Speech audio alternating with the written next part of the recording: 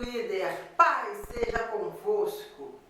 Bem-vindo à nossa oficina de líderes, um programa feito para abençoar a sua liderança, um programa feito para te capacitar, para passar de uma forma melhor a mensagem do Evangelho para as pessoas. Um programa para abençoar a sua liderança, o seu ministério.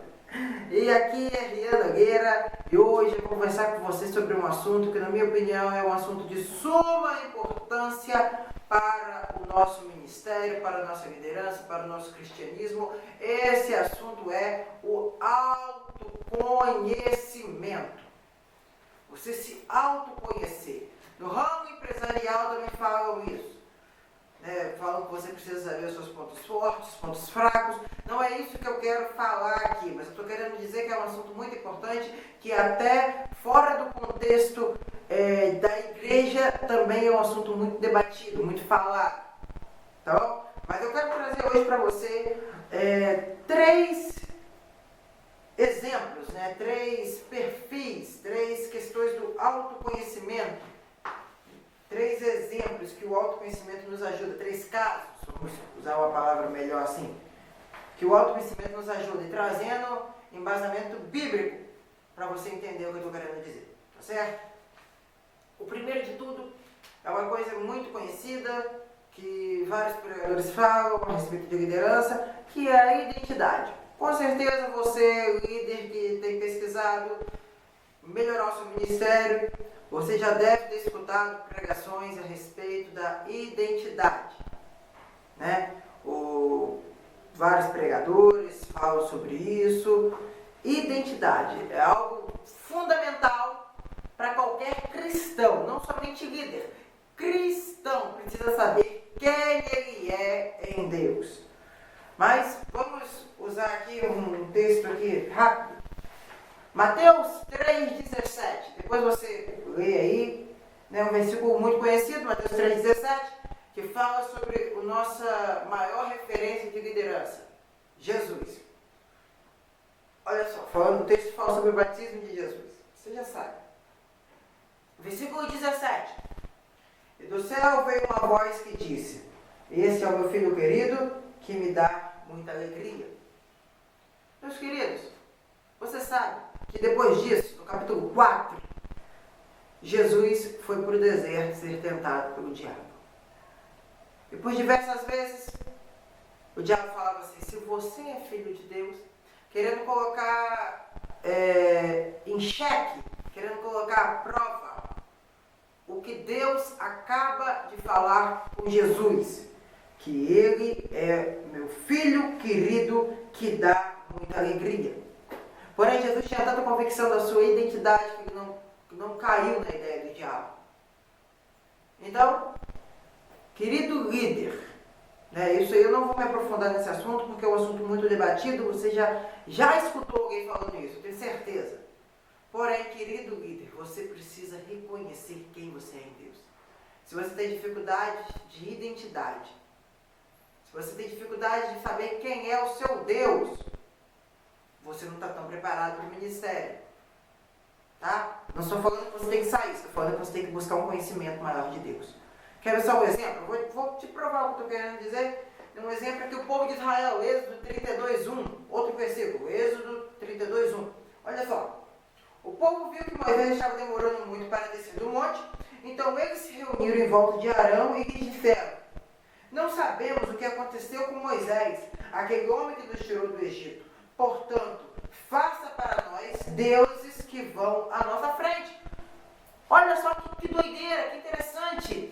O povo de Israel, que eles viram coluna de fogo, eles viram nuvem de dia, eles viram mar se abrir, viram 10 pragas do Egito. O povo de Israel que viram milagres e mais milagres, ainda estava em dúvida a respeito da sua identidade. Porque quando o seu líder demorou a descer, eles não acreditaram mais em Deus. Eles queriam deuses para conduzir os seus caminhos. Raciocina. Então eram pessoas que viram milagres, tiveram experiências mas ainda não tinham uma identidade firmada. Quer descobrir se você tem uma identidade firmada em Deus? Espera chegar o momento da tribulação. Espera chegar o momento do deserto. Experiências com Deus firmam a nossa identidade. Firmam.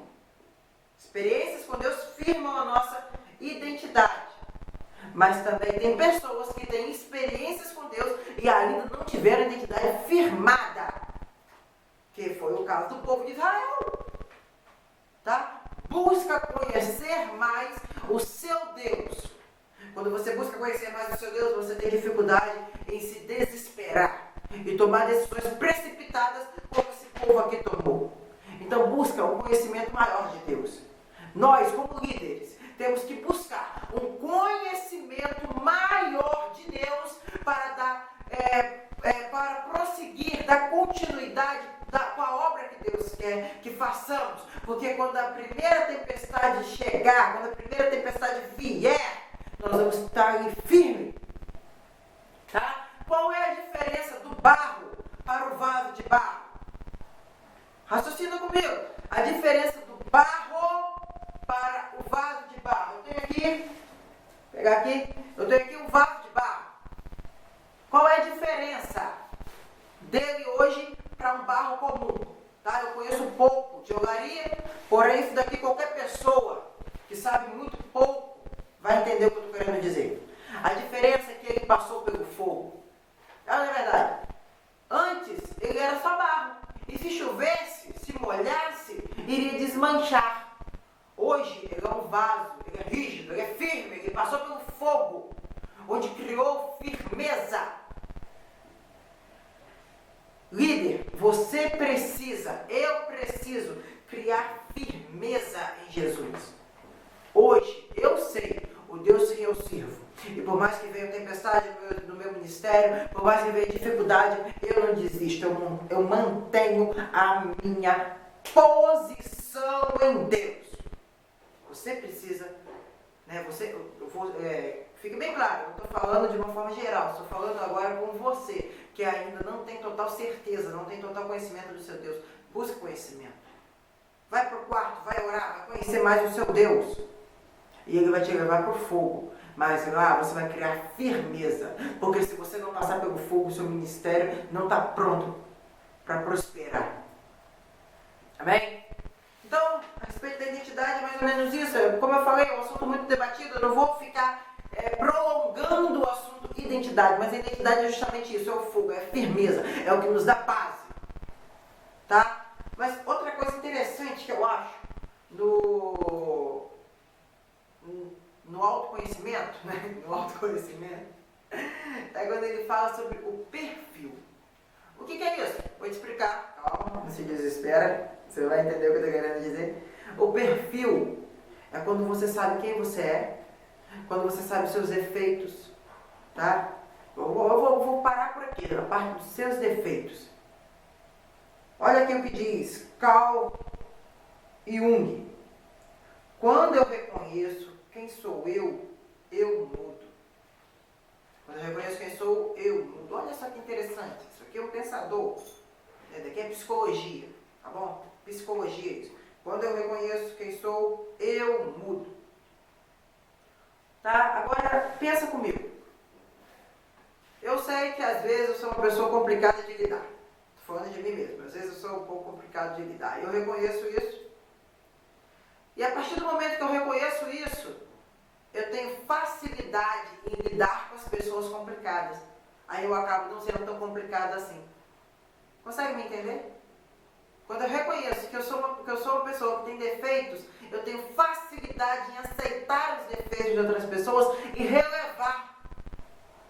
Aí eu acabo não sendo tão defeituoso assim, porque eu já estou aprendendo a entender o defeito de alguém. Eu não estou dizendo que eu tenho que ser conivente com o pecado de alguém. Eu estou dizendo que eu vou passar a entender os defeitos de uma pessoa. E isso vai me fazer mudar. Líder, você precisa entender os defeitos do seu liderado. Mas para isso você precisa entender que você também tem defeitos. Eu preciso entender que eu também tenho defeitos. Não existe ninguém perfeito. Isso não pode ser desculpa para pecado, isso não pode ser desculpa para nada. Mas nós precisamos reconhecer os nossos defeitos. E só tem uma forma de reconhecer isso. O Espírito Santo. O apóstolo Paulo, ele dizia que ele era o maior dos pecadores. Nossa, o que eu entendo é que o apóstolo Paulo estava tão perto de Deus, tão perto do Espírito Santo, que ele conseguia enxergar os pecados dele e não o pecado do outro.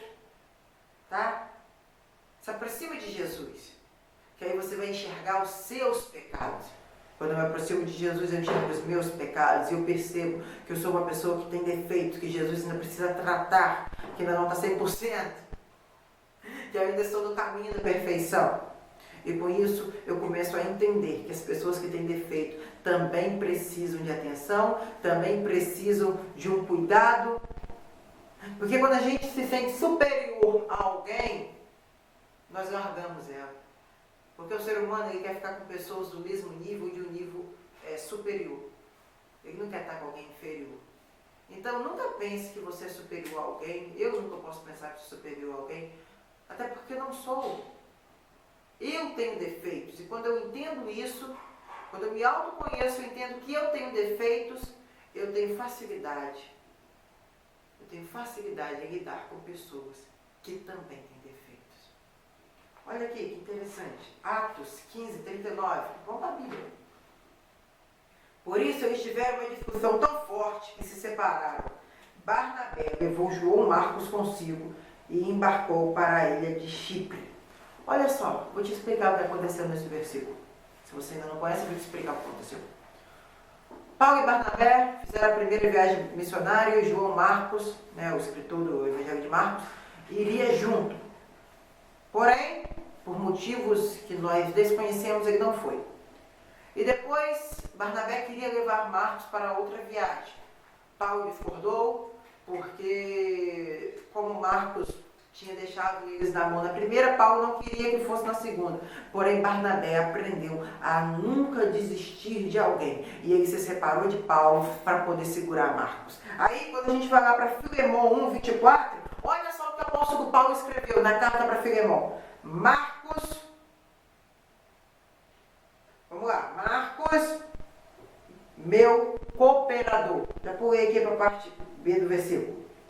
Marcos, Aristarco, Demas e Lucas, meus cooperadores. Então, pulando aqui, Marcos, meu cooperador, para a gente ter um raciocínio melhor. Ou seja, o cara que ele não queria levar no começo, o cara que o apóstolo Paulo achava que deveria estar largado ali, que não era aquele jovem na época o Marcos era um jovem, que não era para estar junto com Paulo e Barnabé, não era para ter tido uma segunda chance. Hoje, o apóstolo Paulo está me chamando de cooperador. O fato de Barnabé não ter desistido de Marcos, o fato de Barnabé ter tido essa percepção de nunca desistir de ninguém, fez com que Marcos virasse cooperador do próprio apóstolo Paulo, que estava discutindo para não levar ele. Interessante, né? Nunca desista de ninguém. Lembra, você também tem defeitos. E se você está se achando perfeito, achando que você não tem defeitos, vai se aproximar de Jesus, porque Ele vai revelar os seus defeitos. Jesus revela os nossos defeitos. A luz de Deus faz com que nós enxerguemos tudo que tem de errado em nós. O último ponto que eu quero ressaltar a respeito do autoconhecimento é a respeito do seu chamado. Olha aqui. João 1, versículo 20. João afirmou claramente: eu não sou o Messias. Agora o versículo 23. João 1, 23. João respondeu, citando o profeta Isaías: eu sou aquele que grita assim no deserto: prepare o caminho para o Senhor passar. Aqui é João Batista, quando foram questionar ele de quem ele era, se ele era profeta, se ele era o Messias, se ele era o falso profeta, se ele era Elias. Foram essas 4 opções, e ele falou: eu preparo o caminho. João Batista sabia quem ele era. João Batista, ele sabia qual era o chamado dele. O autoconhecimento de João Batista fez com que ele tivesse um ministério íntegro, e ele cumpriu o chamado dele, que era preparar caminho para Jesus começar a trabalhar. Ele cumpriu, porque ele tinha um autoconhecimento. Em contrapartida, 1 Samuel 13:9. Então Saul lhes disse: traga os animais para o sacrifício que é completamente queimados e para as ofertas de paz. Ele ofereceu o sacrifício. Em contrapartida, enquanto João reconhecia o seu chamado, reconhecia quem ele era e quem ele não era, a gente vê Saul, que foi ungido rei. Saul, que foi chamado para ser rei,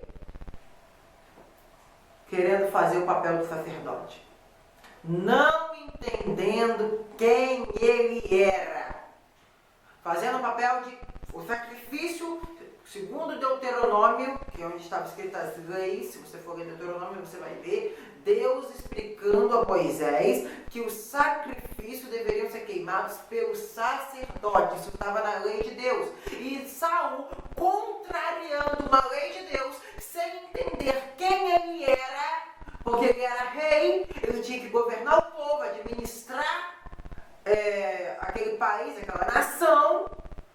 O papel de Saul era administrar, o papel de Saul era ser rei, e ele toma a posição de um sacerdote. A falta de conhecimento de Saul a respeito de quem ele era fez com que Deus se desagradasse de Saul, e a partir daí Deus deixou de governar junto com Saul. Saul perdeu completamente a presença de Deus. E a partir daí foi uma série de besteiras que Saul fez e destruiu o ministério de Saul.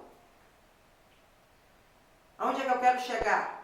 Quando você não tem uma percepção de quem você é, do seu chamado, quando eu não tenho uma percepção do meu chamado, nós perdemos tempo em outras áreas.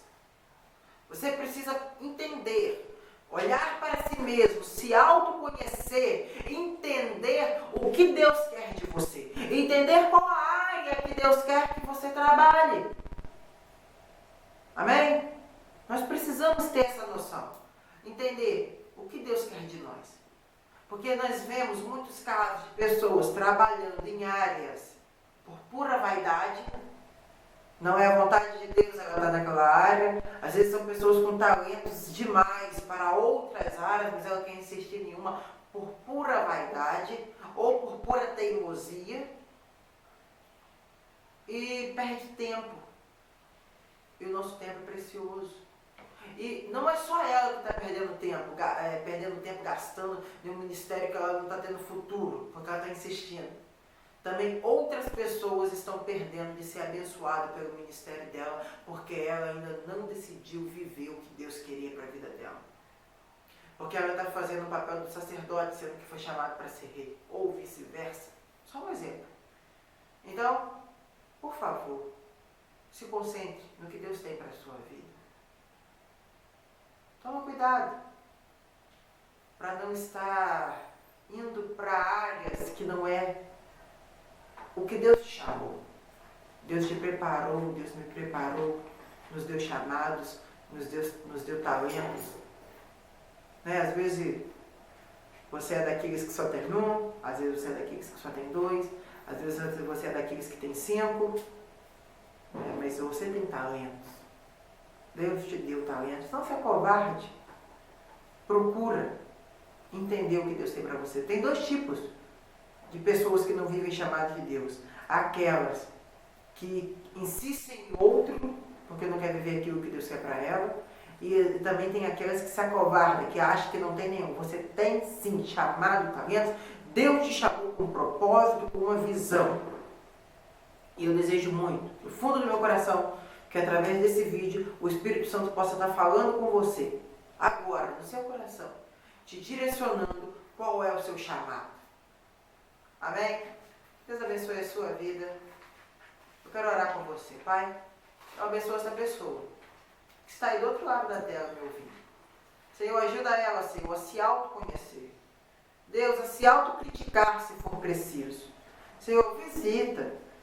Traz luz, Senhor, aquilo que está em trevas. Traz a luz. Ah, Pai, em nome de Jesus, que ela possa entender os seus defeitos, o seu chamado e a sua identidade. Porque mesmo com os nossos defeitos, o Senhor nos ama. E o Senhor não desiste de nós, por isso que nós não podemos desistir de pessoas. Então, Senhor, nos ajuda, Pai, a permanecer firme no chamado que o Senhor tem para nós. Nos ajude, Senhor, a perseverar até o fim, em nome de Jesus. Amém. Deus te abençoe, tá? Muito obrigado por você ter assistido ao final. Deixa aí a sua curtida no vídeo, comenta temas para que nós possamos debater aqui. Deixa suas perguntas, tá ok? Sábado agora, a pastora Claudiane vai estar também aqui trazendo uma mensagem para abençoar a sua vida, a sua liderança, em nome de Jesus. Domingo, o nosso culto online, você já sabe, vai ser transmitido aqui também, tá bom? Deus te abençoe e até o próximo vídeo.